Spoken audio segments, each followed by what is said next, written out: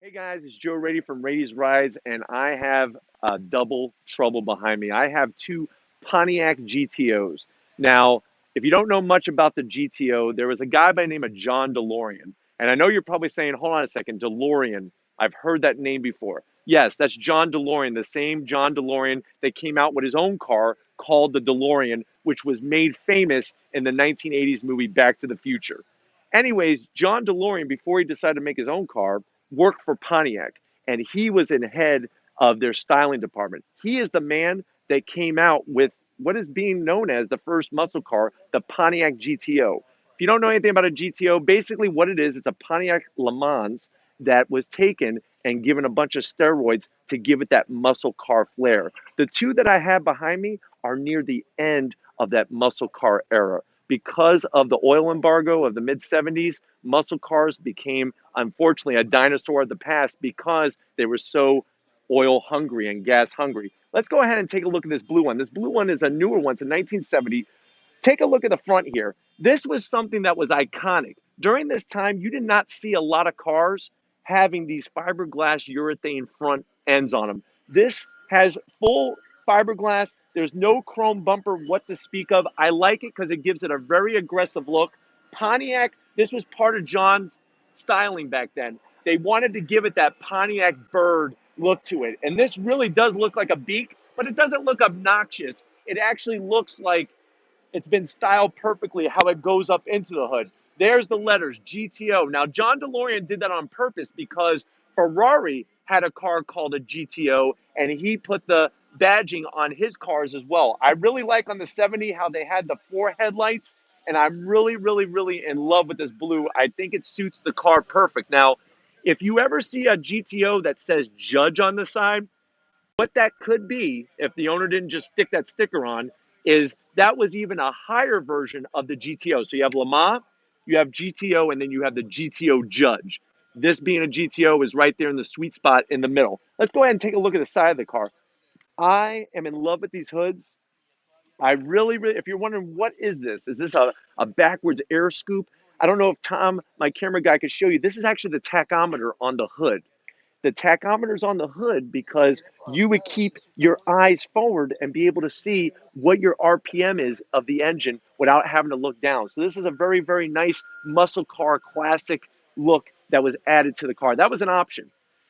If you look down here, obviously he's not running stock wheels. Even though most of his car is stock, the wheels are not stock, but it gives it a nice look. These are Weld racing wheels. These are meant for the drag strip. You know, muscle cars were really never known for road course racing. They were known for doing some street racing or taking them out to the quarter mile. I like the look of the wheel. It gives it a nice classic period look to it. It's not too obnoxious. And with this style wheel, it's lighter. So lighter is better because muscle cars are not known for being light. Check it out on the side. This engine has a 455 cubic inch motor. Now, I don't know if you're aware of this. Back during this time period, each one of the General Motors brands, Chevrolet, Pontiac, Buick, Oldsmobile, each one built their own engines. They did not share engines. So when you see a 455 cubic inch engine in a Pontiac, that was Pontiac specific. That was not a borrowed engine from the Chevrolet crate or Buick or Oldsmobile. So that's what was kind of cool back then. They each made their own things. Let's go ahead and take a look at the inside. Now you could see that most of the interior of this car is stock, except the owner decided to change the steering wheel. He put a special shifter on it for the drag strip. You could see a big, huge tachometer that he has down there as well. If you see that yellow cover near the tachometer, that's actually a shift light that's covered up. When you're at the track and you want to hit your shifts just perfectly, you take that cover off and you'll be able to see the light up when it's time to shift. I really like the look of the car. There's that tack on the hood. So this guy's actually running two tacks. He's got the original, but he's also got the one on the inside. If you look down the side of the car, I really like the pillar, the seat pillar here, how it comes down like that. I really like the way it just flows right into the tail. John DeLorean was one hell of a stylist, and that's why I think he felt like he was unappreciated with the whole thing. If Tom could come around the back, this is one of my favorite rear ends on a muscle car. I really like the look of the trunk coming down and kind of merging into the chrome bumper. This is a stock spoiler, believe it or not. On the GTO, you would get this rear wing, and this was something that separated from the Chevelles, from Camaros or anything else like that, Novas. That was something that was Pontiac specific. So you can see just how clean this car is. This owner takes great care of it. Let's go ahead and move over to the next GTO. So if you look at this GTO is a little bit older. It's not as old as the 70. This one is actually a 69. This is a 69 GTO. You can see the difference in the rear end. You can see the difference in the type of car. Now, what's cool about a show like this, you're going to get cars that are more show ready, even though that person obviously drives it, takes it to track. This one is a little bit rougher around the edges. And I think what's cool about seeing it this way, it adds that patina. You know that the car is still original. It has not been messed with. It even has a classic license plate that dates back to the 69, 70 years. So just 1 year difference, you could tell the styling and the bumper.